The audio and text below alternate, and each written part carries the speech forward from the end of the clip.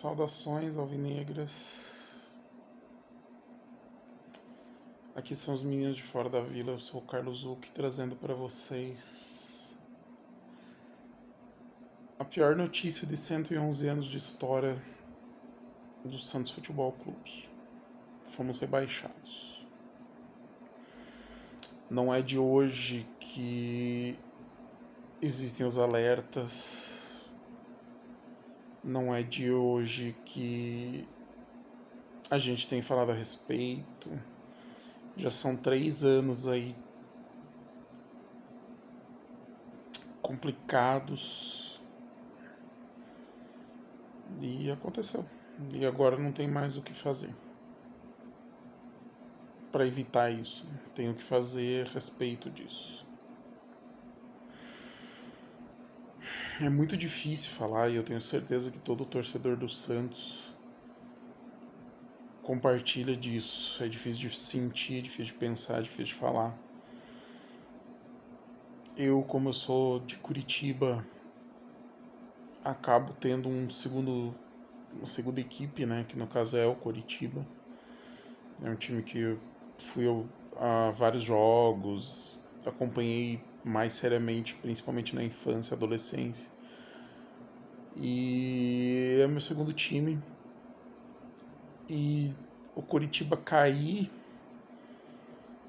é triste, mas eu sempre tive conforto, né? Porque eu sempre tinha um time garantido na Série A.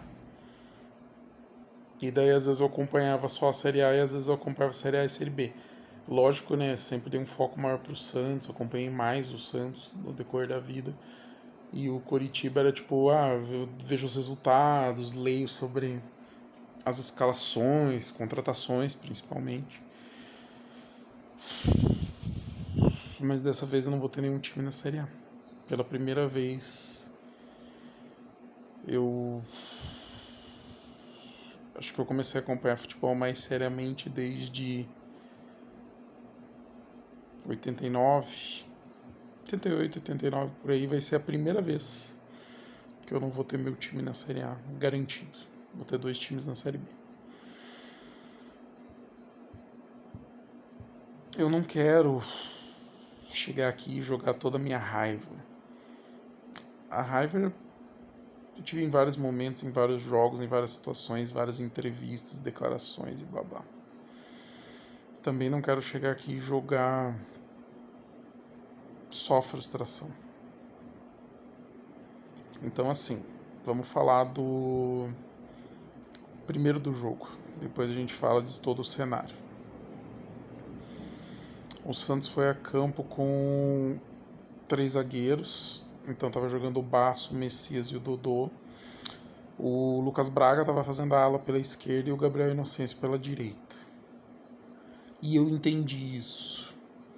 Por quê? Porque o Dodô fazia as costas do Lucas Braga e daí você, na teoria, você tinha o Lucas Braga mais solto para subir e o Gabriel Inocêncio um pouco mais preso para fazer uma linha de 4 quando o Lucas Braga estivesse mais à frente.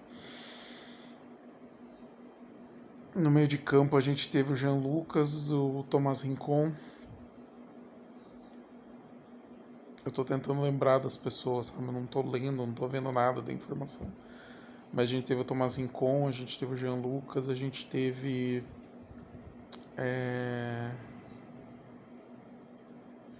Já nem consigo lembrar. Eu sei que na frente a gente estava com o Soteldo, o Marcos Leonardo e o Furt. Depois, se vocês quiserem complementar quem que era o terceiro homem do meio, eu te agradeço.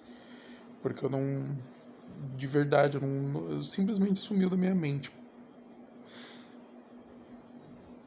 O que eu sei é que o Marcos Leonardo caiu um pouco mais para a esquerda e o Soteldo mais para a direita, até por conta dessa movimentação do Lucas Braga. Então, na teoria, se o Santos fosse um time organizado, o Santos atacaria com 4 jogadores. Assim, 4 atacantes, né? Porque daí você teria os 2 centroavantes, o Soteldo mais pela direita e o Lucas Braga mais pela esquerda. Mas não foi o que aconteceu, né? Mais uma vez, não foi o que aconteceu. E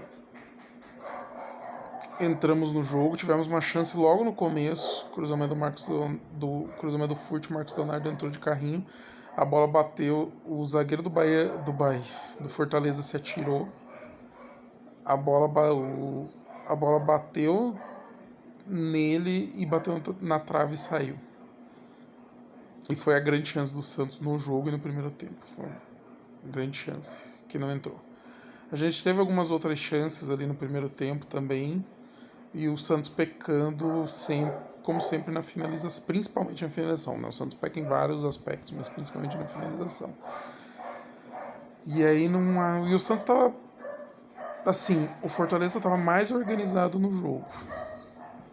Mas o Santos estava num momento melhor naquele instante do jogo de criar com mais perigo. O Fortaleza mais organizado, tocando melhor a bola, sabe? Assim, não criou nada de perigo. Mas foi o. Mas foi assim, tipo, você via que era um time com mais posse e mais organização. O Santos com uma dificuldade incrível de propor o jogo, como sempre. E aí, na hora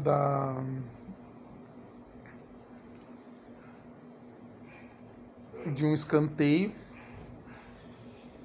o Santos mal posicionado, defensivamente falando, né? Por mais que a gente estivesse atacando, mas a defesa estava mal posicionada. A bola foi tirada e teve um lançamento para o Marinho. O Marinho veio de trás da linha do meio de campo, então não teve impedimento. Muito mais veloz do que o nosso zagueiro Basso, que, assim, eu não vou pôr a culpa nele, porque era um erro de posicionamento de vários jogadores. O Basso estava um pouco mais para a direita, que era onde tinha dois jogadores do Fortaleza. E o Marinho estava mais para a esquerda, o lado direito deles, né, do ataque deles, que é o lado onde ele sempre joga. Então ele estava distante. Então o grande erro foi não ter pessoas marcando essas peças-chave ali. E aí eu incluo tipo um jogador que é mais baixo, mas que é mais rápido para matar a jogada de velocidade. Não dá para deixar só um zagueiro, alguém mais para trás, sabe? Então a gente teve esse problema. E aí o Marinho sozinho, em velocidade, cara a cara com o João Paulo, teve segredo, botou a bola para dentro.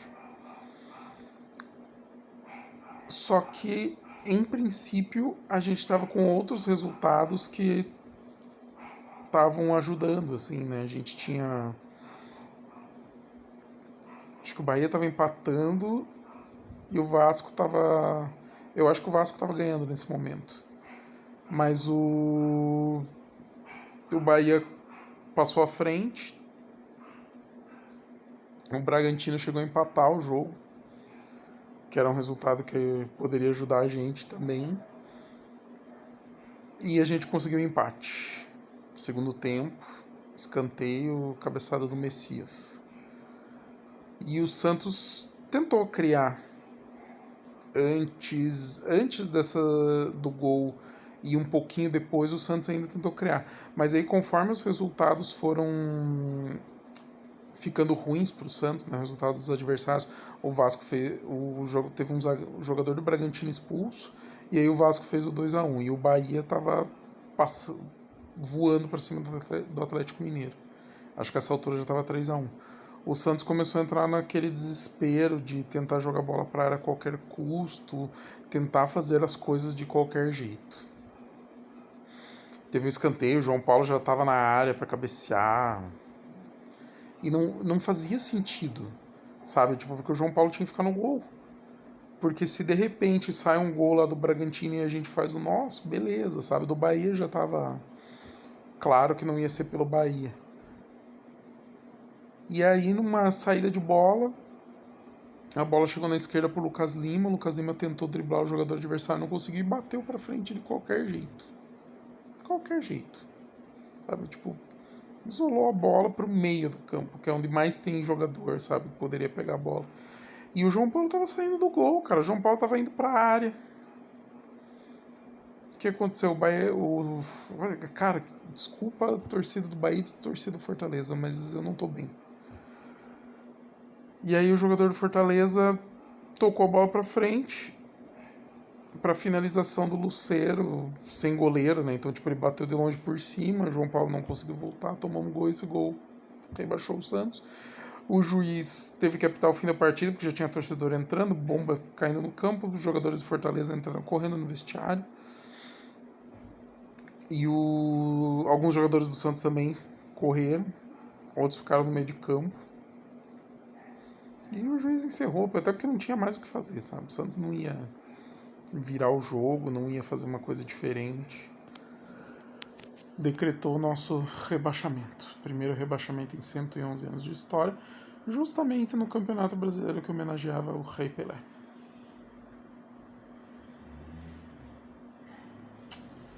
Então, assim, o Santos nunca conseguiu se organizar o suficiente. Primeiro tempo, Fortaleza mais organizado. Quando o Rincon lesionou, que o Marcelo Fernandes colocou o Nonato e ele tirou o Baço e colocou. Nossa, cara, me fugiu. Eu tava com isso na mente agora. Fugiu, mas ele tirou o Dodô e colocou outro jogador e colocou o Lucas Lima. O Santos melhorou, o Santos se organizou melhor, porque daí ficou com um 4-4-2, um pouco mais claro, e aí conseguiu jogar melhor em cima do que o Fortaleza estava apresentando.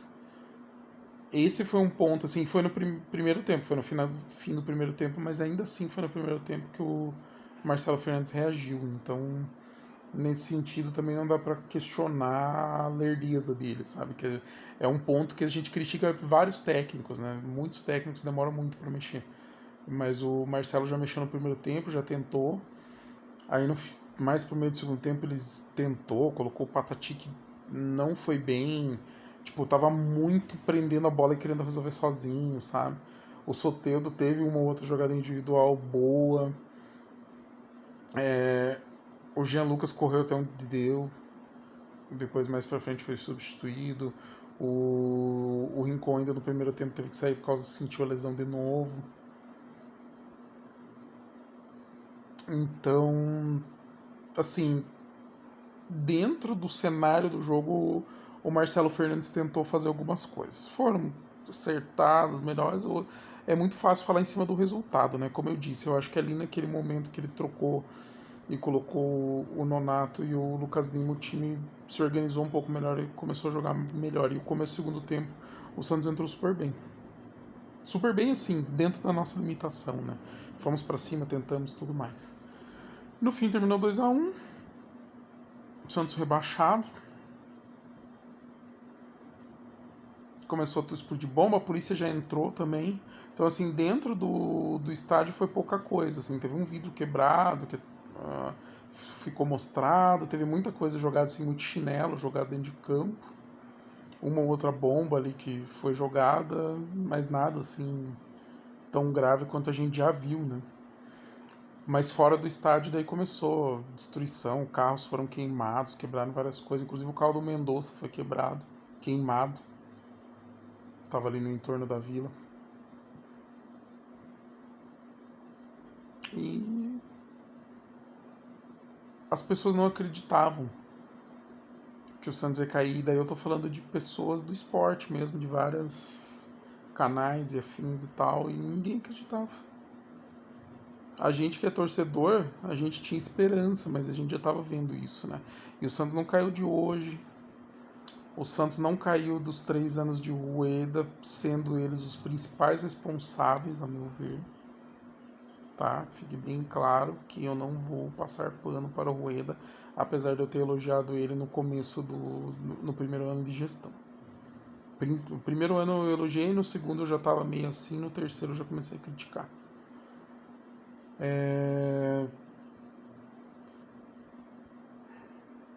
A gente tem que lembrar que desde os tempos do que o Laor saiu, a gente caiu em presidentes horríveis para o Santos. A gente teve aí aquela negociação, contratação do Leandro Damião, depois teve Cueva, a gente teve escândalo de presidente envolvido com coisa de polícia, o presidente tampão fazendo renovação contratual absurda com o zagueiro que nem era titular, lembre-se, o caso do Sabino. E assim, jamais colocaria a culpa no Sabino, jamais, e eu falei isso no vídeo na época. Ele tá certíssimo, tava buscando valorização e tal. E ele não é um mau jogador, ele é um bom jogador. Talvez não seja incrível, mas ele é bom. foi muito conduzido errado o processo com ele e tudo mais. Várias coisas que aconteceram que foram ruins aí nesses últimos anos. Nesse ano específico, muita troca de técnico, muita contratação furada, errada, sabe? Aquilo que eu já falei várias vezes. Vale mais a pena você pagar caro por um jogador só do que você contratar baseada de 10 que não vai agregar em nada. Foi uma coisa que eu vi numa entrevista do candidato Marcelo Teixeira falando, por exemplo, para que você vai ficar gastando jogadores, uns custam 600, outros 500, outros 200, outros 100, sendo que com 1 milhão você paga o Gabigol, por exemplo, que é um jogador que resolve. É isso que a gente fala. É nisso que eu bato quando eu tô falando de jogador, de qualidade. Você traz o jogador para resolver. Só que daí você deixa de ter vários ruinzinhos, porque se é só para compor elenco, garotos da base, vai dando cancha para eles evoluírem. Quem não evolui, beleza, sai. Quem evolui, vai ajudar o time, tanto esportivamente quanto financeiramente na venda. Muito técnico, daí técnico sem critério, diretor sem critério, sabe? Chumbinho, que já não estava fazendo nada faz tempo, o Falcão, que não tinha experiência. Aí trouxe o Galo foi o melhorzinho, sabe? O próprio Dracena não foi tão bom. Lembrando que o Dracena tentou, conversou com o Dorival, teve uma sinalização positiva e o presidente vetou. Dorival Júnior, campeão, Copa do Brasil.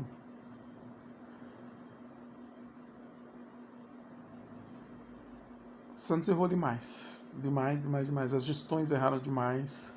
Foi muita coisa horrível, cagada e deu no que deu. Problema extracampo, problema de comportamento disciplinar.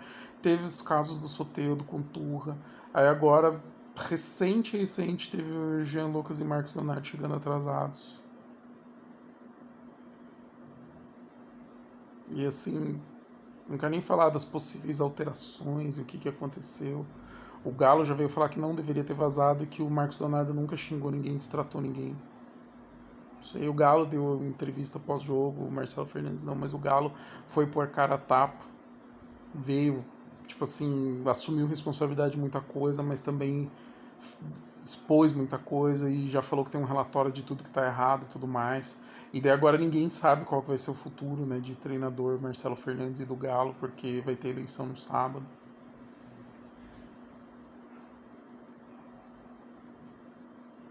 Enfim. Futuro, Série B e Paulista. É só o que a gente vai ter ano que vem.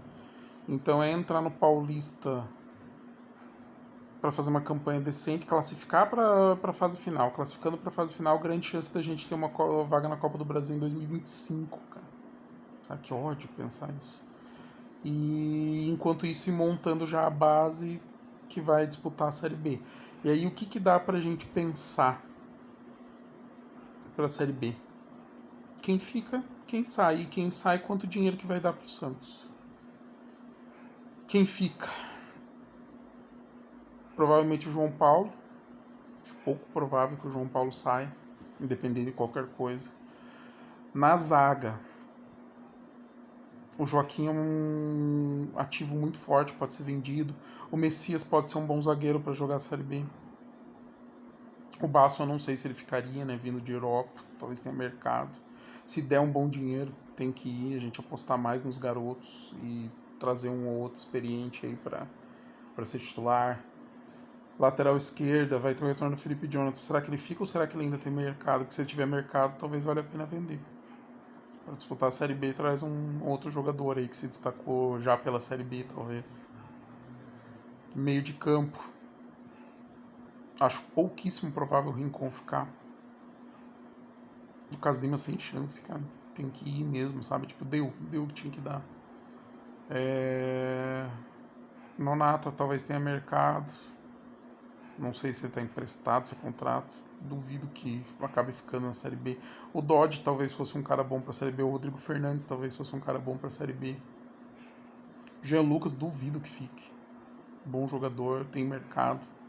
Inclusive o Santos tem que aproveitar esse mercado e fazer um bom dinheiro em cima dele.